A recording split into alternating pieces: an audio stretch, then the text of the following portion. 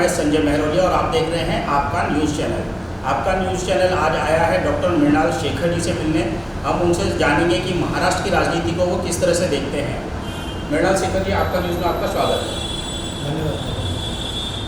शेखर जी, अभी महाराष्ट्र में राजनीति जो चुनाव है ये बहुत ही सरगर्मी बहुत तेज़ी से चल रही है। अभी इलेक्शन एकदम सर पर आ गया है, सभी पार्टियों ने अपने अपने दूसरी यादी भी घोषित कर दी है। इस पर आप कैसा देखते हैं?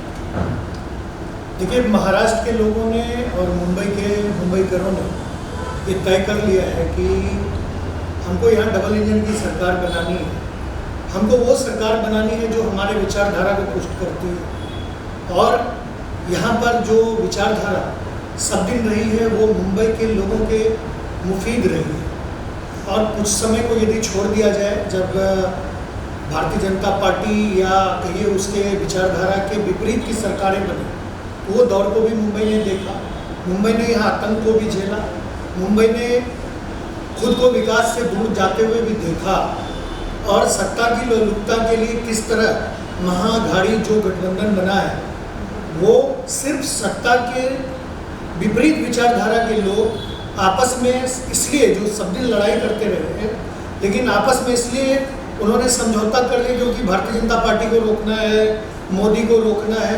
लेकिन मुंबई के लोग, क्योंकि देश में यदि कोई सबसे ज़्यादा प्रगतिवादी है, सबसे ज़्यादा यदि कोई विकसित सोच का व्यक्ति कहीं रहता है तो वो महाराष्ट्र में रहता है, मुंबई में रहता है। और मुंबई के लोगों की सोच बहुत आगे है, और मुझे लगता है, मैं तो पूरे देश में चुनाव के लिए जाता हूँ और मुंबई की सोच अलग दृष्टि रखती है। और मुझे पूरी उम्मीद है कि जब 23 नवंबर को परिणाम आएंगे तो महायुति की सरकार बनेगी, और महायुति की सरकार जब बनेगी तो लोग जो चाहते हैं, विकास चाहते हैं, लोग विचारधारा की जीत चाहते हैं, लोग हर वो चीज़ चाहते हैं जो उनके मन के मुताबिक। और डबल इंजन की सरकार जब केंद्र में मोदी की सरकार होगी और महाराष्ट्र में जब महायुति की सरकार होगी तो दुगुनी गति से विकास की गाड़ी आगे बढ़ेगी। और ये अघाड़ी जो महाअघाड़ी के नाम पर लोगों के बीच जाकर ठगने का काम कर रहे हैं, जनता उन चीज़ों को समझती है, ये पब्लिक है, सब जानते हैं। मृणाल शेखर जी, जैसे कि अभी आप बिहार के युवाओं के लिए एक प्रेरणा बने हुए हैं, क्या लगता है कि महाराष्ट्र में भी आप युवाओं के लिए इस तरह की प्रेरणा का स्थान बन पाएंगे उनके दिलों में? देखिए, हम लोग पार्टी के सिपाही हैं। पार्टी जहाँ भेजती चाहती है वहाँ हम लोग जाते हैं। अब बहुत सारे ये हकीकत है कि मैं जितने दिन से आया हूँ तो हजारों भाई मिले हैं, साथी मिले हैं जो जुड़कर मेरे से काम कर रहे हैं, उन्हें अच्छा लग रहा है। बिहार में हम लोग ज़मीन से जुड़कर काम करते हैं, और कम उम्र में पार्टी ने मुझे उम्मीदवार बनाया, पार्टी ने मुझे बड़े बड़े दायित्व दिए। इसके लिए मैं सौभाग्यशाली हूँ, और जनता का भी बहुत आशीर्वाद रहता है। और वही हमारी ताकत है। जो बिहार में हम ईमानदारी से काम कर रहे हैं, वही काम जो काम मैं भागलपुर में करता हूँ, अमरपुर में करता हूँ, बिहार में करता हूँ, वही काम आकर मैं मुंबई में कर रहा हूँ। तो मुंबई में क्या है, लोगों के पास समय का अभाव होता है। लोग देख रहे हैं कि भैया आप इतनी मेहनत करते हो, इतना काम करते हो, तो लोग जुड़ रहे हैं। लोगों का बहुत स्नेह, प्रेम और बड़े बुजुर्गों का आशीर्वाद मिल रहा है। ये उनके दिल में, ये मेरे लिए सौभाग्य की बात है कि मैं महाराष्ट्र में आकर भी उनका आशीष और स्नेह प्राप्त कर रहा हूँ। तो अपना जो बेस्ट है वो करने की कोशिश करते हैं, अपना 100% देने की कोशिश मैं करता हूँ। अब ये जो आप कह रहे हैं वो अलग फॉर्म में कह रहे हैं कि वो आज से मुझे थोड़े यहाँ से चुनाव लड़ना है। मेरी तो जो जन्मभूमि है, मेरी कर्मभूमि अलग है। हाँ, पार्टी जो मैदान पर, जिस पिच पर और जिस मैदान पर हम लोग को खेलने के लिए भेजती है, वहाँ कोशिश करता हूँ कि वहाँ मैं सेंचुरी लगा कर। शेखर जी, आपसे चलते चलते एक आखिरी सवाल जानना चाहूँगा कि इस बार जो महाराष्ट्र की राजनीति है वो बहुत ही अजीबोगरीब है कि भाई शिवसेना बीजेपी के साथ भी है और एक शिवसेना एनसीपी इसके कांग्रेस के साथ भी है। तो इस राजनीति को आप किस तरह से देखते हैं? देखिए, वो जो शिवसेना थी पहले, वो सरदार बाला साहब ठाकरे की शिवसेना, जिसने कभी अपने जीते जी उन्होंने कांग्रेस से कभी समझौता नहीं किया। और एक अभी की शिवसेना है जो कांग्रेस के चरणों में पड़ी हुई है।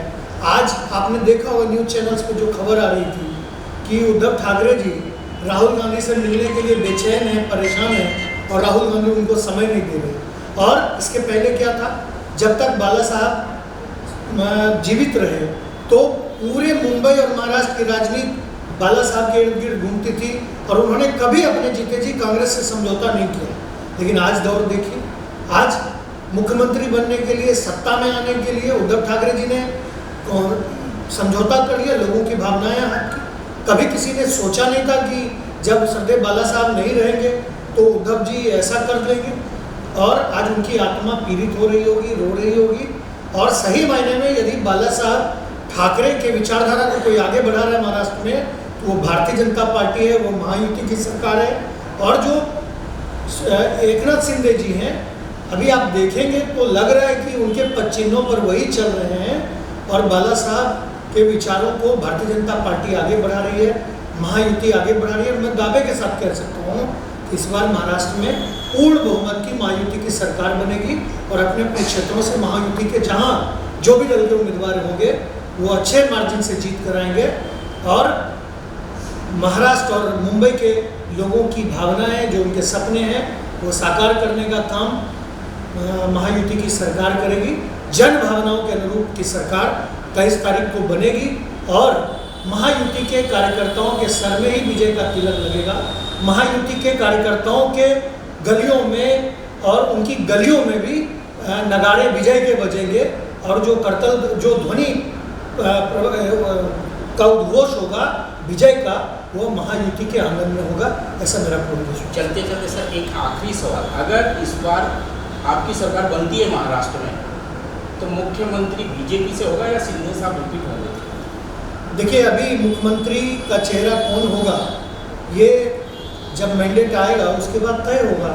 अभी तो सब लोग वरिष्ठ लोग हैं और ये पार्लियामेंट्री बोर्ड हमारे यहाँ की तय करती है। ये पार्लियामेंट्री बोर्ड जब बैठेगी, भारतीय जनता पार्टी का जो सबसे बड़ा नीति निर्धारक जो फॉरम है वो हमारे यहाँ का पार्लियामेंट्री बोर्ड है।